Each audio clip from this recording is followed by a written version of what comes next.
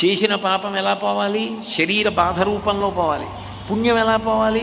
శరీరానికి కలిగిన సుఖం రూపంలో పోవాలి. పాపపుణ్యములను రెండింటినీ అనుభవించడానికి భగవంతుడు ఇచ్చినటువంటి ఒక ఉపకరణం ఈ శరీరం. దీనితోటే మళ్ళీ ధర్మం చెయ్యాలి, పుణ్యం చెయ్యాలి, మంచి పనులు చెయ్యాలి, మంచి మాటలు చెప్పాలి.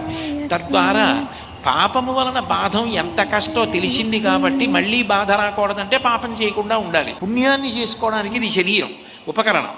అందుకు కాళిదాస మహాకవి శరీరమాద్యంకులు ధర్మ సాధనం అంటాడు. ధర్మం చేయడానికి ఇది సాధనం. అది తెలుసుకుని ప్రవర్తించాలి. లేకపోతే దీంతో పాపం చేసి దుఃఖం వద్దంటే ఎలా మారుతుంది?